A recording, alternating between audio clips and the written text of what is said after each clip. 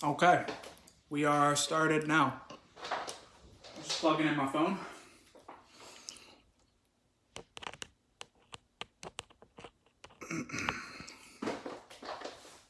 So the videos are really poor quality.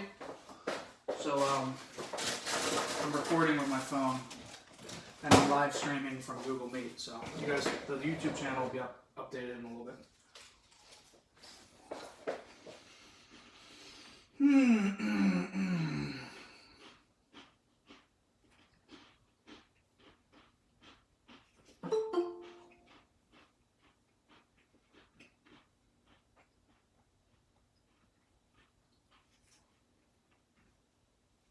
All right, so I'm guessing that, okay, that's Vincent. Who's just came in? Who's Nasty Fox 51?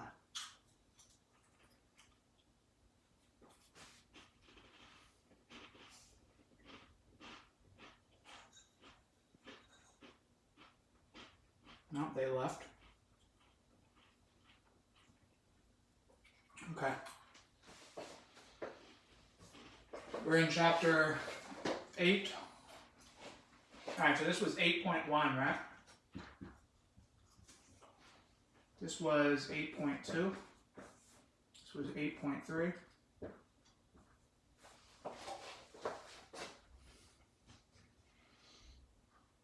No, I have that wrong. 8.1 was right triangles and Pythagorean theorem. So this is 8.2, 3, 4, and 8.5 is going to basically be what we're doing today. It's basically going to tie all this together, but it's going to introduce, remember when we were talking about angle of depression and elevation? Remember I couldn't think of depression? Anyway, we're going to be talking about two types of angles. The example in your book has two towers,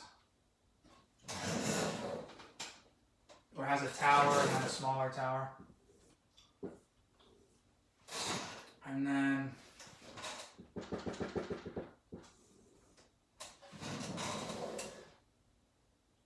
no.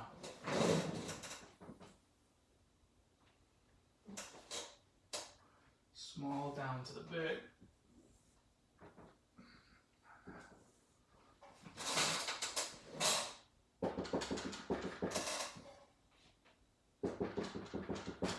Okay.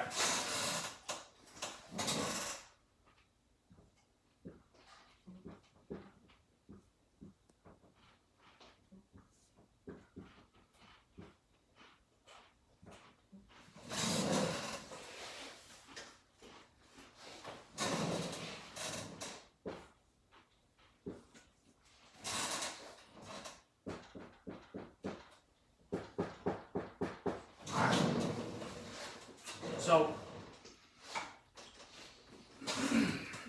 there's two types of angles called an angle of depression and an angle of elevation. Angle of depression is when the angle is going downward, and angle of elevation is when the angle is going upward. Now, depending on which tower you're looking from, this can be kind of confusing. So let's just start out, we're at this tower here. Why is it not showing up? Oh, okay. If we're at this tower here, now remember, when you're thinking about elevation and depression, you want to look like your eyesight is going along this line. So imagine you're standing here looking out there. So would this be an angle of depression or an angle of elevation? It would be depression. So angles of depression.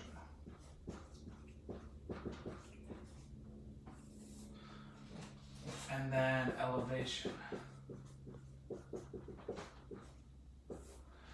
So angle 1 is an angle of depression. Okay? Angle 2, now we're at this tower looking this way. So angle 2 is actually an angle of elevation. Angle 3 from this tower, you're now going down. That's an angle of depression.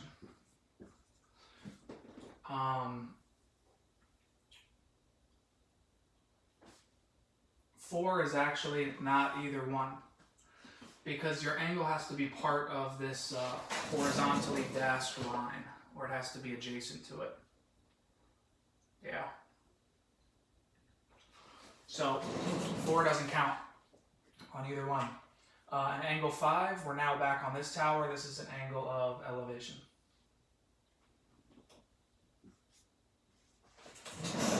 Okay, are there any questions about what is an angle of elevation and an angle of depression? No? All right. So they're not always going to be built in a problem like this.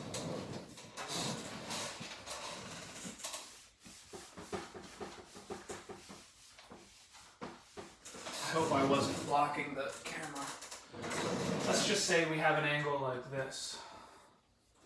Well, is this an angle of elevation or is it an angle of depression? Well, the vertex is where we are starting from, right?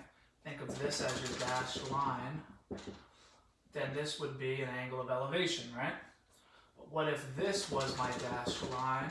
Well, then the angle would be of depression. So depending on what these two sides mean, it could be elevation or depression. Okay?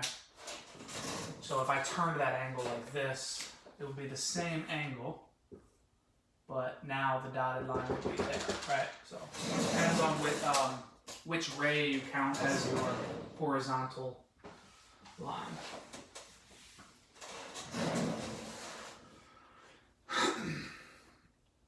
You can read more about that in example 1. I'm not going to waste much time doing that because we're going to be using these to solve problems. We're going to be using all the info from the last 3 sections of the textbook. All right. Let's see, example 2. I don't like the one they have. Let's choose a different one.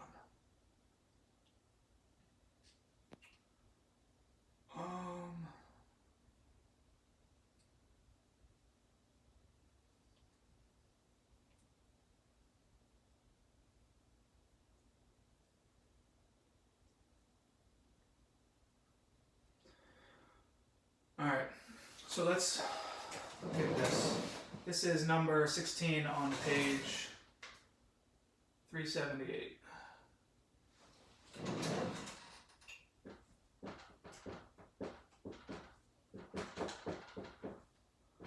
I'll draw a crude picture of it, but if you want to see a better picture, turn to that page. So we got a house here. And there's a video camera here at the end of the house, video camera. And here is my horizon, meaning that's just horizontal from the video camera. And then we have an angle of depression here. So here is an angle of depression. Now I don't care about any of this, but anyways. It says, to what angle of depression should the security camera be adjusted to in order to have the lens aimed at point P on the ground? And the only thing we know is this is point P. So what should this angle of depression be here? We'll call this X. So that this camera is aimed at this point. If we increase the angle, this ray would come in here like this, right? We don't want it to do that. We want it to go to point P. The only information we have is that this is 12 meters. All right, well, this is a problem where we can use our trig ratios. So if you look at this as if we go straight up here, and this is horizontal, this is now a right angle. So we have a right triangle now. So if we have this side here and this angle here, are we given any more information? Yeah, the height is 6 meters. So the height of the house is 6 meters. All right. Which means that this is also going to be 6.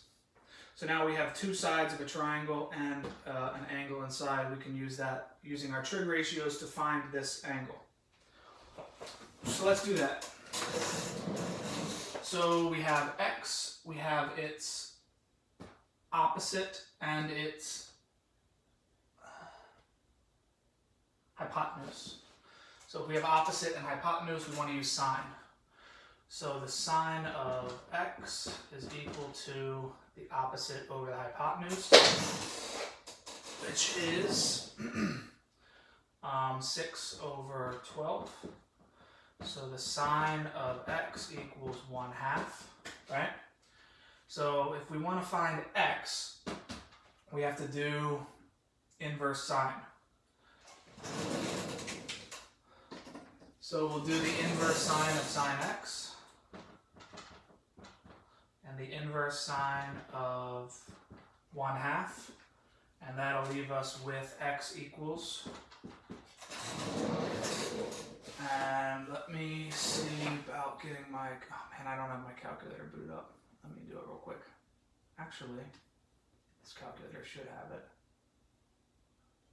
It doesn't have inverse sines.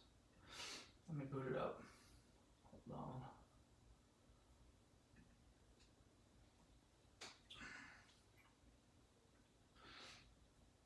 So basically, whatever the inverse sine of 1/2 is, that'll tell us what x is.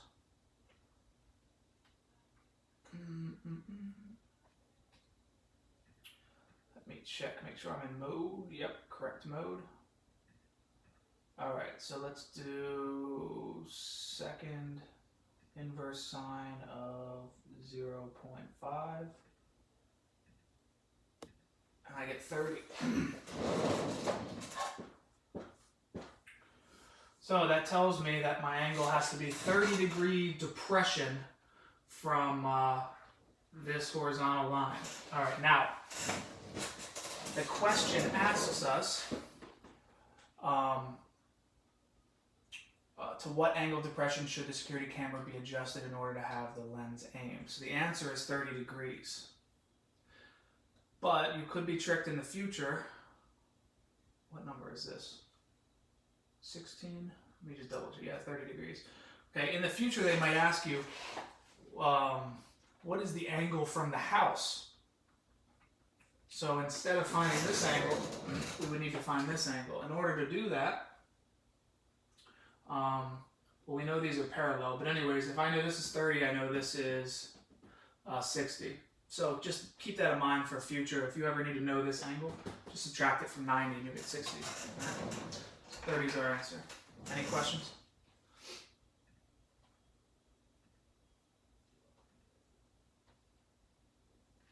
All right.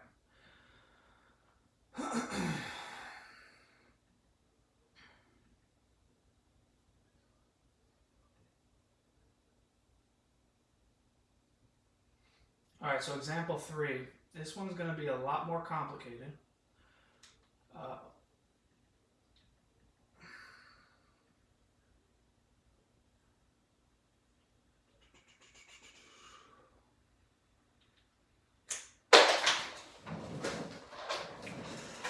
But it's still using all the same information. So let's look at number 18.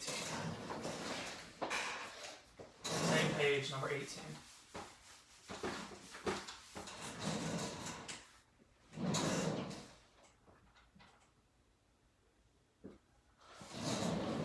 Alright, and here we have the National Monument, it looks like.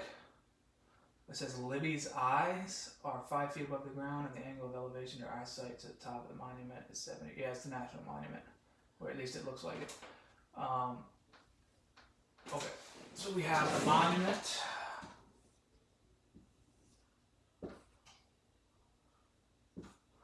And then we've got this person down here.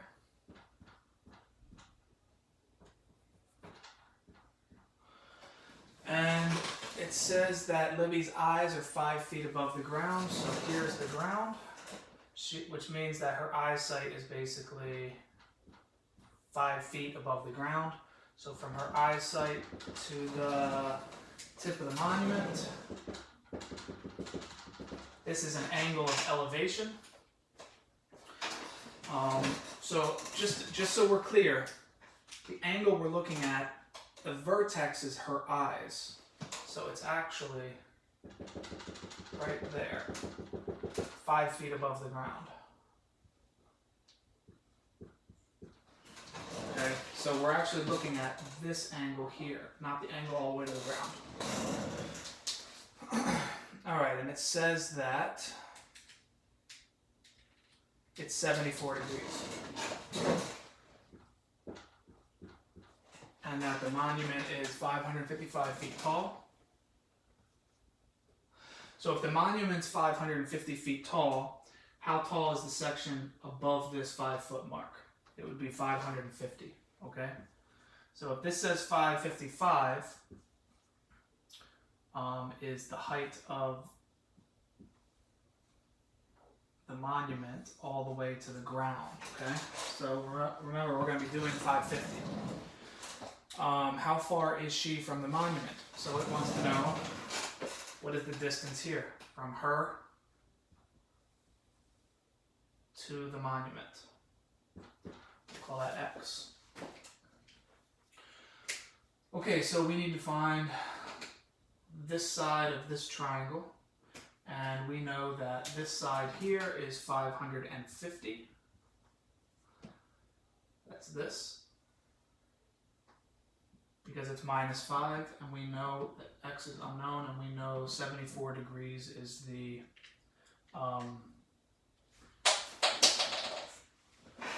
angle. Now, we're going to set up our trig ratio. So anytime you have a right triangle, you don't really need law of sine or cosine. Law of sine and cosine is when you don't have a right triangle. That's when you have to use those. So trig ratios are good anytime there's a right triangle, and since the monument and the ground create a 90-degree angle, that means it's right. Okay, so here, I'm going to draw a smaller diagram.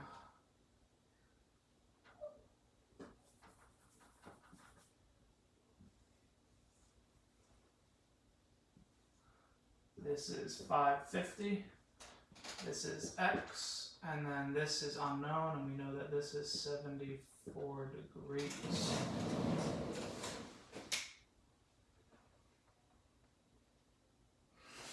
And just so you guys know, this is called her line of sight. Okay, line of sight means you're looking straight out. So if she was looking straight out, that would be 0 degrees from her on her eyes. Okay. So I'm going to erase all this other stuff because we don't need it. We have our triangle up there.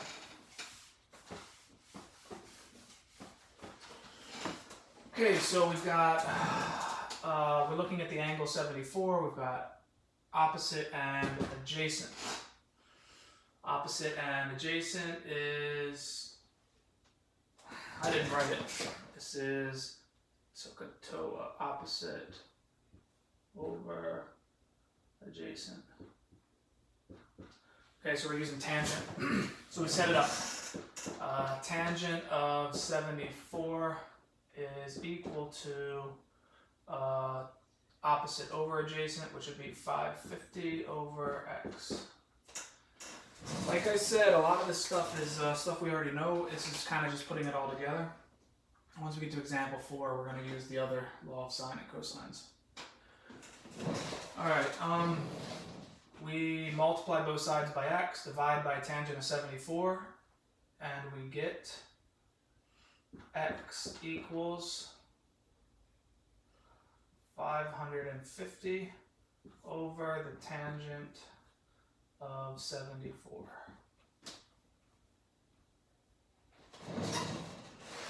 Does anyone need me to show you how I got from this equation to this one? I'm willing to show it if you need it, if you need me to.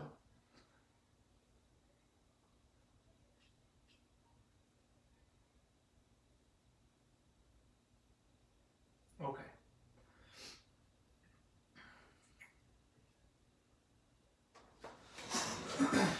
Alright, so now we need to do tangent 550 divided by the tangent of 74. I'm going to do that off screen on my calculator.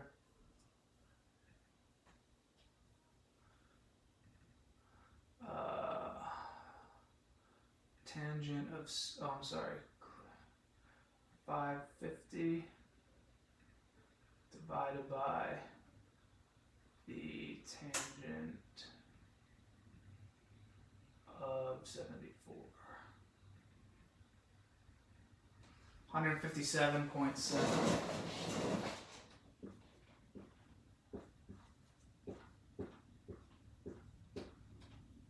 And this is in, I believe, feet. Yep.